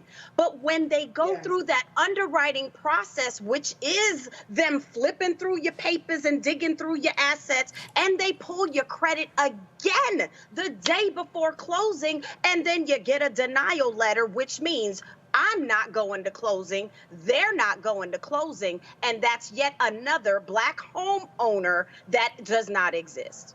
Sabrina, with the work that you do, are you going through and also doing educational workshops and trying to get people abreast of what some of these challenges happen to be? Because there are a lot of folks who are entering the housing market who may not come with all of the tools or the understanding of how this works, who may not have had relatives or family members, a mom or dad who actually was a homeowner. We have to be honest that a lot of people within our demographic, they have been lifetime renters. So just going through this process for the first time can be quite overwhelming.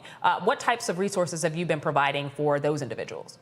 Thank you for asking. They get a legacy toolkit from me. And any home buyer that is interested in learning, how do I purchase a home? How do I fix and improve my credit? How do I work with a realtor? What does it mean to have reserves and closing costs? And how much is an inspection and an appraisal? And are these things I have to buy? Title insurance? Nobody talked about that in college. So yes, I am a housing counselor, I am a housing advocate, and I am a realtor, which means I stand by the code of ethics to educate and inform the consumer. That is you, every single one of you on the other side of this room. You have the ability to be a homeowner. You have to lock arms with those that have done it before and know how to do it again. Sabrina, Tanya, before I let you go, I want you to give our viewers some contact information so that they can get up to speed on what it is you're doing out here. Sabrina, you go first. Absolutely. SabrinaLowry.com. If you wish to get a free legacy toolkit, SabrinaLowry.com, and follow me across social media at Sabrina Lowry. Thank you so much for the opportunity. Thank you. Hi, and I'm Tanya Blanchard with Madison Chase Capital Advisors, and you can find me on Instagram, Madison Chase Capital Advisors, and my website is mccapitaladvisors.com. Thank you so much for having me. I hope it was helpful. Great to have you both. Majority Whip Jim Clyburn has some choice words for protesters outside his office today.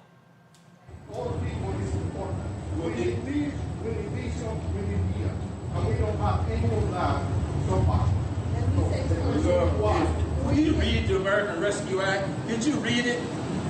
Did you read the American Rescue Act? Read it. Read the Rescue Act that is already a law. Quit lying. Trump is ruining all of you. You're just lying. Quit lying. I'm very happy with my constituents. I want my constituents. I want my constituents to be out there using your energy to get more progressive people to vote. I'm more progressive than any single one of you in this room. So go out and get more progressive voters. Don't waste your time out here get everything that we need done in this country. You're wasting time. Yes, you're wasting time. We managed to get this group of people together that are all progressive. We're all progressive. And I am more progressive than any single one of you. So why are you wasting time? Go down to Joe Wilson's office. Go to Joe Wilson's office and see can you convince him. And you have it. So quit trying to embarrass my staff.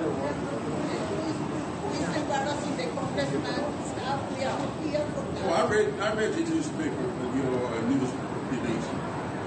You were someplace in North Carolina yesterday, and you're here today, all around people who were doing everything all day to try to get this agenda passed. And that's what I'm doing every day, and catching hell for it every day. And I do not appreciate people who shouldn't be out supporting this agenda misrepresenting it. Read the American Rescue Act, and you will see all the climate stuff in it. Read the bill that we got before the Congress now. That we just let me talk. Just let me talk. Just let me talk, because you aren't reading. You just talk, you aren't reading.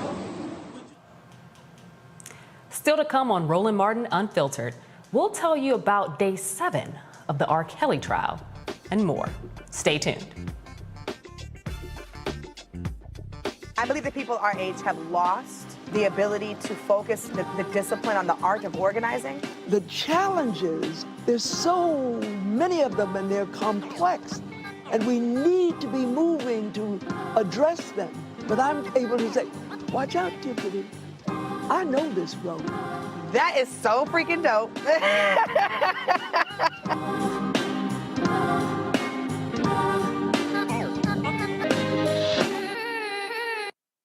I'm Chrisette Michelle. Hi, I'm Chaley Rose, and you're watching Roland Martin Unfiltered.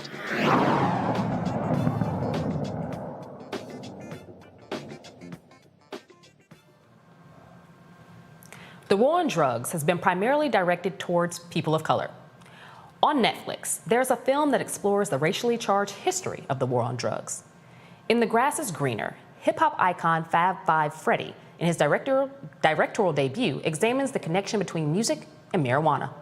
The growing legalization efforts is a springboard used to show how the criminalization of marijuana was used to devastate Black and Latino communities across America. Let's take a look at the Grass is Greener trailer. My name is Fab Five Freddy. I'm a longtime cannabis advocate. The history of cannabis in America has long been tied to the history of music in America.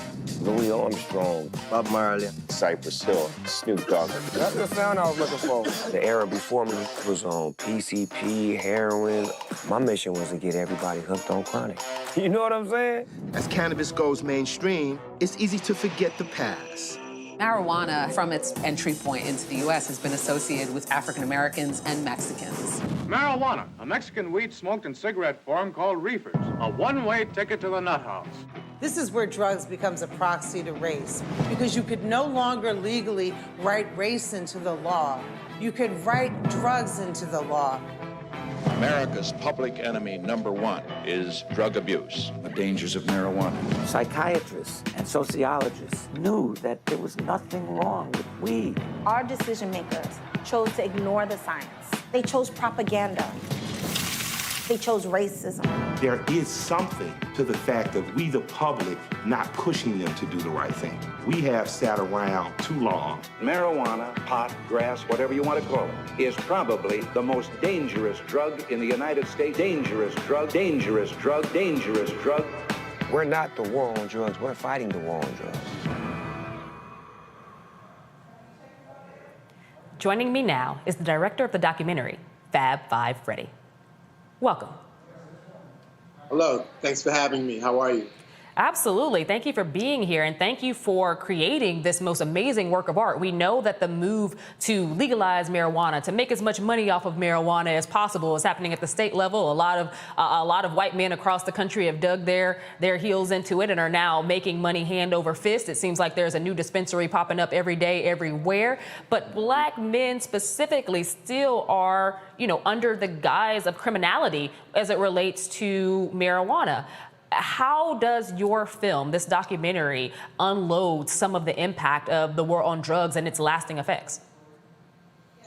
Well, I think, for those that haven't seen Grass is Greener, go to Netflix, check it out. Basically, it shows that parallel with the development of America's music, jazz, specifically born in New Orleans, Louisiana, there were, back in the early 20s, there were, it drew different Black folks, white folks came together to hear this music and have a good time. Cannabis was something that was used at that time among people in the jazz scene, the blues scene, Black music, and it brought people together. Racists didn't want that to happen, and leading that fight was a guy by the name of Harry Anslinger, the first drug czar, sort of like a mini-me J. Edgar Hoover, targeted jazz musicians and, painted this crazy story that, it was the reefer madness era. And that led to cannabis being criminalized in 1937 with a specific focus on people of color that have been disproportionately criminalized for this plant for over 80 years. Absolutely, and thank you for creating this enlightening piece of work. When it comes to now and the conversation, fast forward, we saw what happened in the 80s, and we saw again what happened in the 90s, the early 2000s, and now the mid 2000s. We're still seeing the criminalization of marijuana, even in places where it has now become legalized. That doesn't mean that the slate has been wiped clean for those who have been serving time or who have served time for marijuana offenses. How do you think this documentary could change the narrative around issues like that, particularly as they affect the African American community? Well, Grass is Greener, it just lays it all out. It was a deep dive historically with documented evidence of who was targeted and why. But really, which was the kind of light bulb that went off in me was from jazz, all the cutting edge American music, leading proponents have all indulged in cannabis, which, by the way, has killed no one. Okay, alcohol, which everybody's got some wine, some liquor somewhere in their crib, is killing 100,000 people plus die from alcohol poisoning a year. But whatever, cannabis, boom, it's just been demonized to an unbelievable point, and that continued into the hip hop era with people like Snoop and Cypress Hill, people that I introduced to a national audience. When I was hosting Yo MTV Raps, they were proponents for cannabis, just like some of the leading jazz people, specifically Louis Armstrong. And let's not forget Bob Marley and the reggae artist Peter Tosh that really stood up for this plant, which is now a multi-billion-dollar growing business. And we are not yet doing what we should be doing, which is participating in that green rush. And so that's what, by learning all of what I learned in the movie, I decided, wow, I wish I had a blast of entrepreneurial activism to kind of put some good quality cannabis on the shelves, but also raise awareness about the criminal justice issues. And that is this product called Be Noble, which I came up with a team that I work with to showcase a brother that we focus on in the film, a man that was given 13 years hard labor for 2 joints of cannabis. He served 7 years. Wow. And that's a part of the Grass is Greener story. And that motivated me to get busy, to get involved. And so I hooked up with a company called Curaleaf, which is a big cannabis company with all over the country, but they wanted to do the right thing. So we became partners and we launched this product, which is a 2-joint pre-roll reflective of the 2 joints that Bernard Noble served 7 years in prison for. So we just launched this product in Massachusetts and Maryland, and we're looking to launch in other states in the not too distant future. And we're going to donate 10% of our proceeds to organizations that are helping people that have been victimized and criminalized get their records expunged, donate to programs that are helping brothers learn how to participate in this business. So that's what I'm doing, and it was a blessing that it all came to me through what I learned in making this film, Grass is Green. Absolutely. And what are some things that you would hope that viewers take away from your film? It sounds like it's extremely impactful, obviously goes through the history, the legacy, and the work that you've been doing in terms of highlighting the disparities in marijuana prosecution, but also where things are going now and where they stand in terms of this being big business. What are some of the hopes that you have that viewers actually take away from the film?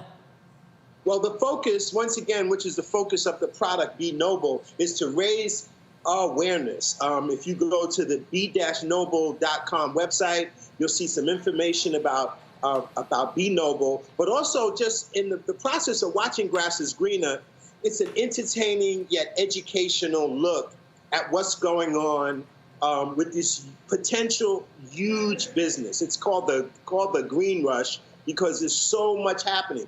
Just within the last 6 months, New York, Connecticut, Virginia, New Mexico, like all these states have gone legal. I mean, recreational. And then there's many others. So there's over 34 states that have recreational or medical cannabis. And I'd like to see more of us learn what's going on with this plant. There's so many business involved from the cultivation side into the resale side. So to get informed, get educated, understand, see what's going on in your neck of the woods. A blessing for us in New York is we have one of the most progressive cannabis legislations that just got passed that will soon be, a couple of years when they work out all the specifics on the business side. But once again, we're hoping to see more of those victimized for all this time be able to now participate in this business. And it starts with educating yourself, knowing what's going on. Grass is greener is a big help. Google, dive in, see what's going on. If you're in the state of New York, you can go online and read the legislation. The intent is for a large number of people of color to have a significant piece of this pie. So we got to understand what's going on, dive in, and that's it. And also on the criminal justice side, we would like to raise awareness and to change. In the South, they're doing this continually, giving people these unbelievable sentences for small amounts of cannabis, using mandatory minimum laws, and it's so criminal. Absolutely. Fab Five Freddy, it was great having you. Thank you so much for sharing your wisdom with our audience. And everyone, make sure that you catch The Grass is Greener on Netflix. Thank you. New York's first ever woman governor selected State Senator Brian Benjamin as her lieutenant governor. Benjamin is the state's second black lieutenant governor.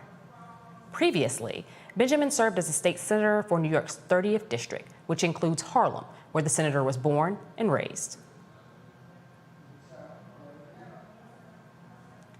Governor Hochul was sworn in on Tuesday after disgraced former Governor Andrew Cuomo resigned due to sexual misconduct allegations. Here to tell us more, we're bringing back our all-star panel, Reese Colbert of Black Women Views, and Dr. Greg Carr, the professor of African American Studies at the Howard University. Well, I will start with you here, Dr. Carr. When it comes to New York, it was in the news basically nonstop before the chaotic troop withdrawal in Afghanistan. We've heard all of the stories of Governor Cuomo's allegations and the reasons why he is no longer there. The star is now shining for Hochul, who is effectively now the governor of New York. And she chooses her lieutenant governor, Senator from Harlem, who is going to basically work with her in reshaping and changing the course for a government that a lot of people stopped believing in under Andrew Cuomo, specifically those who felt that there were abuses that occurred during his reign and in his administration. What does this mean that she is not only the first woman who has been governor there, but also her choice in her lieutenant governor pick? Well, I think we'll see. As we all know, the lieutenant governor of New York is often a perfunctory kind of ceremonial position. People are put in that position when the governor is running to try to get votes from other parts of the state.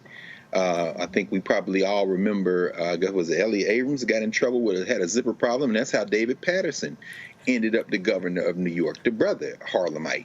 But in the case of Senator Benjamin, he wasn't the only person that she approached. If we can trust the reports coming out of New York, Jamal Bailey out of the Bronx, Ruben Diaz Jr., the outgoing Bronx borough president, because she's got to run for governor on her own. And I think it's strategic. She says she's going to give him a portfolio, give him policy issues to work on and look for a partnership. But I'll be quite frank with you. While the center of black political power really doesn't shift back to Harlem with this appointment, it's still probably Brooklyn in New York. You got to look at who the matchup might be against her, and I'll be interested in hearing what you all say about this, particularly Reese, what you have to say, because you might be looking at Hochul running against the current Attorney General, and who is Tisha James going to beat? I don't know that he helps her that much if Tisha James is at the top of a ticket running for governor in a couple of years. Reese, Black Women Views. Let's hear your take on there, not only being a black male lieutenant governor, but also what this means for the future of New York, because we know that Hochul is governor now. That doesn't mean that she's actually going to win when she has to jump into a race and garner votes across the state of New York. To Dr. Carr's point, this could be a very stiff challenge with someone like the AG. What are your thoughts? Absolutely. I mean, I'm loath to ever characterize a black elected official being classified as a cosmetics pick, because I'm all about credentials, not cosmetics. And I think that State Senator and now Lieutenant Governor Brian Benjamin is very qualified for the role he's been selected for. But I think it would be naive to not recognize the strategic political strategy behind this, knowing that the AG, Letitia James, is very, very a force to be reckoned with, even though she hasn't publicly come out and said that she is going to run. She posed very well in terms of prospective governor candidates. And so this definitely is a pick that, at least on paper, helps shore up Hochul's, ticket for those who might have an appetite to make history at the top of the ticket, and so we'll see if this is another repeat of what the Democrats did in 2020. Even though my girl did end up as VP, I was for the top of the ticket being a Black woman. We'll see if this is good enough for New York voters, but I think that it does recognize that Black voters are a demographic and electorate that is very powerful, and you have to have representation. And I believe that regardless of the political strategy behind it, representation is always important. And all the evidence supports that Brian Benjamin will be an asset to our community in that role. Absolutely. But I'm for Tish James. For the record. Not that we would have expected anything for else. number one, not for number two. If we get number two, okay, but I go for number one first and foremost. Dr. Carr, I'll save this one for you. We know that Hochul came into the office basically swearing that she was going to change the landscape. She was going to make this a more positive tone, specifically for employees of the state. That she was basically going to change a lot of the structure and get rid of many of the people who were involved in the Cuomo scandal. What are your thoughts there? That was one of the edicts that she basically said out of the gate. She's a nondescript politician. Again, I think Reese just put it that way, and it'd be interesting to see what you think about it, Faraj. I really think, if she's going to win election on her own merits, she's going to have to make a hell of a splash. A hell of a splash. I mean, and I don't know that Jamal Belly, that Senator Benjamin, even his appointment, and he came in fourth in the city comptroller race. Maybe he helps her statewide, maybe not. But at the end of the day, she is going to have to what you've just raised. She's going to have to come in there and attract a whole lot of attention very quickly, because the guy who made her lieutenant governor was a big personality out of a big family with long, deep roots in New York, stereotypical New Yorker. And she's an undefined quantity at this point. So whatever she does, she's got to swing for the fences. And y'all know we could not get through this show without talking about the Pied Piper. Today marks day 7 of the R. Kelly trial. In a testimony, Tom Arnold, Kelly's former studio manager, testified that the singer docked his pay because he booked a male tour guide for Kelly and his girlfriend when they attended Disney World. Arnold told jurors that he finally got fed up with the singer's bizarre rules and quit in 2011, stating that Kelly always requested a female tour guide when on trips. The former employee added that the troubled singer would fine staffers for minor infractions, such as eating his donuts.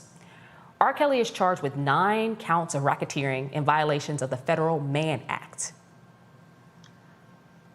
The stories that we're hearing coming out of here, both Reese, Dr. Carr, the stories we're hearing coming out of this trial have been devastating, to say the least. This is a lot bigger than the Lifetime special that we saw, that everybody saw about R. Kelly. At this point, you're having people speak about in very grave detail about sexual deviance, about physical punishments, about basically being held captive, about the rules of people who they weren't allowed to contact, that they had to let R. Kelly know and get permission before they went to the bathroom, that they couldn't go outside without a male escort. We're hearing more and more details, gruesome details in many cases, coming out of this trial. What are your thoughts thus far with what you've seen and heard, Reese? First, I don't know if you know Faraji is still there, but I will say, Oh, but I will say it's horrific, number one. And you know, one of the things that I really hate, to be honest, is the way that Aaliyah is being dragged into this. You know, yesterday was the anniversary of her passing, or no, I'm sorry, her birthday. And, you know, it's just, she's not here to defend herself. So it's just really horrific to hear her life being talked about in a way that, you know, she had completely moved on from that chapter in her life. But, you know, just because she's famous doesn't mean that her trauma or what she suffered from is any worse than anybody else. I mean, he's a predator. He is a predator, and, you know, he took advantage of people, not just sexually, but with his power. I mean, he could go to jail for labor violations, you know? I mean, he's just an all-around scumbag and piece of shit. And, you know, I don't see how anybody can watch what's happening here and listen to the stories that are just so, you know, plentiful, and still manage to defend him and still manage to come up with crazy notions that there's a conspiracy against him. And, oh, why, you know, why are you going after Black men, you know, and where's Harvey Weinstein and this, that, and the other? You know, he needs to be held accountable for his atrocities that he has conducted over and over again. And it's actually amazing that he isn't on trial for even more crimes. I think he's getting off quite easy with what he is alleged to have done. Faraji, I'm going to get you in here before we have to move on to our next story. What are your thoughts on the most recent developments in the R. Kelly trial? First, I appreciate you, Reese, for making that, for bringing that to the light about Aaliyah. I think that it's interesting that the prosecutors decided to use her story. And I mean, I'm glad that they used her story, because so many of us probably were still in the dark about really how deep that rabbit hole goes in terms of, you know, him starting to even look at Aaliyah at the age of 12. And then having sexual, you know, relationships with her, you know, shortly thereafter. Then the whole scare about him getting pregnant, and then leading to the fake, the fake documents and the whole nine about, you know, her age. And I mean, when you get to it, and I'm with Reese 1000%, absolutely sickening. I mean, folks, when you read, when I read the account of the testimony from what they classified as Jane Doe number 5, I believe, which is Azriel McClary, who was a part of that that historic conversation with Gayle King when they had that major interview, you know, and how she said she lied during that interview, how she even, you know, R. Kelly was in the room and had coughed a couple of times if he felt like the answers were a little bit too incriminating for him about him. I mean, when you read these details, there's no way in the world that you can have a conversation and still say, oh, he's a musical genius. I can separate him from the music. Well, you know, there's no way in the world that we can look at even the story of Aaliyah. And I'm with Reese 1000% on this. She's not here to even defend herself. We celebrated, or we acknowledged, the 20-year death anniversary of our dear beloved sister. 20 years.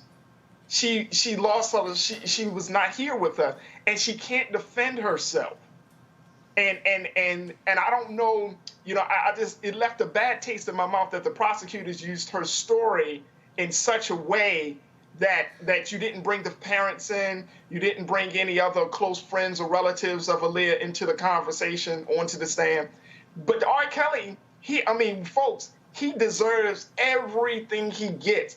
And if you sit there and tell me to this day that R. Kelly still should not get what he deserves because you don't think you're absolutely insane. Absolutely insane. I'm telling you, there's nothing else to it. You're just insane. Dr. Carr, I know you have predicted before how you thought that this trial was going to go. Has anything shocked you or changed your mind in terms of believing that R. Kelly just might get off? No. It's a tragedy. It's a tragedy. I mean, you know, first of all, there's no moral standard in this country, just like there's no moral standard in Western civilization. And the rich hide their crimes.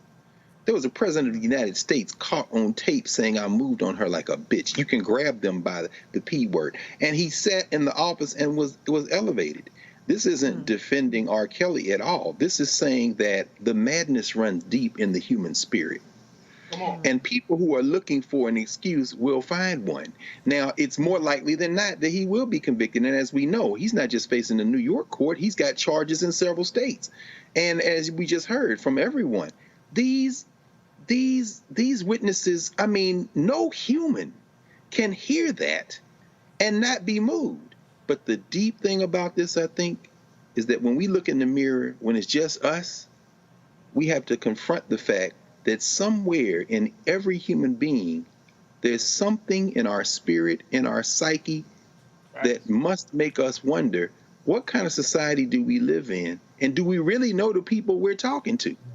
Do we really know who we're dealing with? Because somebody, look, any lawyer will tell you, I just need one in the box. I don't need to convince all the jury. I just need enough to get the guy off. What are the odds? What are the odds? We just gonna have to wait and see, y'all. At least that's what I think.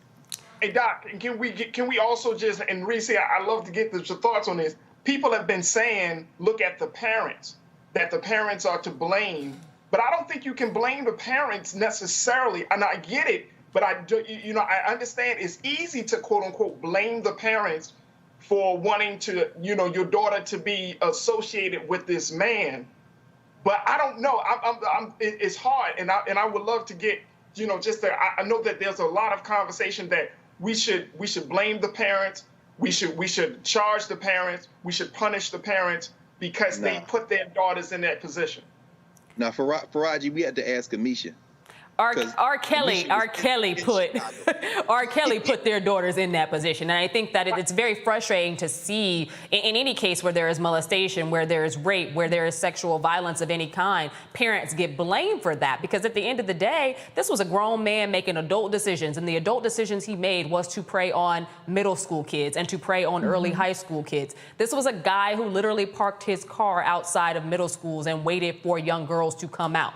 This was a guy who went to the very well-known hangouts of teens in the city and would try to entice girls. He would buy them clothes. He would buy them shoes. He would tell them that he could make them into superstars. He could make them into Aaliyah. He made dozens upon dozens of promises to these young girls. And then, like many people who are manipulative, like many people who are abusers, he abused them. He scared them to death. He segmented them from their family and friends. And at the end of the day, they were stuck in basically a torture chamber of sorts for years. I think that the only person that we can honestly blame here and put a lot of the blame on, it lands squarely on R. Kelly. Now, if we want to look at some other people, look at the people around him who made it happen. The people who were his transport staff, the people who bought plane tickets for these young girls, the people who ensured that R. Kelly's no read and tell would be able to create fake IDs and a whole bunch of other things for these young children, because that's what happened. He didn't do this solo. He had a whole team of people who made it possible.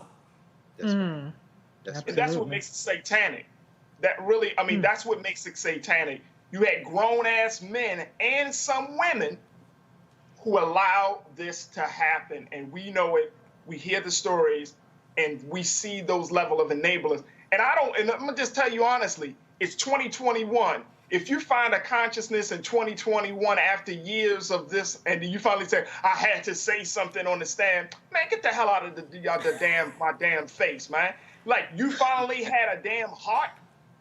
No, they finally tried to not get massive charges is what they did. Right. We have one more story that we got to get to before. I know that the time has gone by so fast, and I'm so thankful for this panel.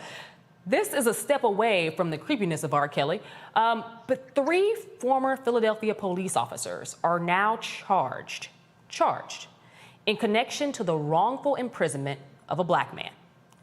Officials say Frank Ustromsky, Manuel Santiago, and Martin Delvin have been arrested and charged for perjury after their testimonies led to the conviction of Anthony Wright. In 1993, Wright was convicted of the 1991 rape and murder of 77-year-old Louise Treeley. He served 25 years in prison for that crime. The Philadelphia district attorney says this does not right the wrongs of interrogation and some of the documents that he's never read. So, when we know that there was a man who spent over 2 decades in prison, convicted, spent over 2 decades, sentenced to over 2 decades, for murdering someone that at the end of the day, we know that a lot of the information that was brought forth from those police officers was not true. How does this leave everyone feeling? I'm going to start with you on this, Dr. Carr. This is one of those harrowing tales, again, of police officers going out of their way to commit illegal activity, to lie. And it resulted in someone getting penalized to the extent of over 2 decades. Absolutely. Everyone, turn off Chicago PD. Turn off Law and Order. Turn off as Special Victims Unit and Law and Order, Criminal Intent, whatever. Understand that the police are out here hunting. And if you don't think voting is important, understand that in 2016, the damn prosecutors, I lived in Philadelphia 17 years. Many of those years, the district attorney was Lynn Abraham. They trying to put everybody in jail. They wanted to retry the man, even though there was no DNA evidence. You know the difference between now and then, a few short years ago? Larry Krasner. The DA that you put in Philadelphia, you voted in, who said there's no evidence in here, because the police act like their job is not to find the truth. Their job is to war on the citizenry, and the damn prosecutors be in them. The beginning of Law and Order, that TV show, is true. The people are represented by the people, meaning the white people and the rich people, are represented by 2 forces. The police to lock your ass up, and the prosecutor to put your ass away. These are their stories. So you better look for a different type of prosecutor. Did not see that coming. No, I'm just saying. Faraji, your take on this. Man, for me, the police are still being the police. It's you know, I mean, it's unfortunate, but again, I'm an advocate of policing. I'm an advocate of, you know, having black officers on. But at the end of the day, you know, just because you got a badge and just because you carry a gun does not mean you're a good human being. Absolutely. And Reese? I know this isn't very Christian-like, but I'm all for eye for an eye in this case. If you put somebody behind bars for 20 years, then your ass need to be in jail too. So I'm actually happy to see these officers being charged. Hopefully they get convicted, because we know that there's a large gap between prosecutions and actual convictions when it comes to police officers. But it's about time to put these people on notice that even 20 years later, you're going to be held accountable for your crimes. And we're going to have to leave it there. Reese, Faraji, Dr. Carr, thanks so much for joining me. Thank you, sis. Good job. Awesome job, girl. Woo! Yeah. Such breaking news day. And thank all of our viewers for joining us right here on Roland Martin Unfiltered. If you'd like to support us so we can continue bringing you the stories that matter the most, make sure you're donating to Roland Martin Unfiltered. Roland will be back tomorrow, live in studio from Atlanta. I'm Amisha Cross, and it has been fun to be with you all. Thanks, Roland, for giving me this amazing opportunity. Have a great night, everyone. Football bands, and one of the best fan experiences in the country. The Cricket MEAC SWAC Challenge kickoff returns to Atlanta on August 28th, along with special guests, College Game Day. Then Alcorn State takes on North Carolina Central with conference bragging rights on the line. Center Park Stadium is the place to be on August 28th. Come tailgate all day before enjoying a primetime matchup on the gridiron. You don't want to miss this. Check out MEACSWACChallenge.com. And of course, folks, join Roland Martin Unfiltered in Atlanta Friday and Saturday for the SWAC MEAC Challenge. Friday, we'll be broadcasting live the Atlanta Braves baseball game. We'll be hearing from the commissioners of the SWAC and MEAC, plus school presidents and other great guests. On Saturday, we'll be from the Coca-Cola fan zone at the stadium where the game is taking place. We'll be broadcasting live. Some great things going on. Tigger's going to be spinning. They got some chefs out there with the Coca-Cola Kitchen. We're going to have some phenomenal stuff for you. Plus, we'll be live streaming the halftime show and the concert after the game. Check out Roland Martin Unfiltered on Friday and Saturday. And we thanks all of this in partnership with Coca-Cola, the SWAC MEAC Challenge. We'll see y'all there.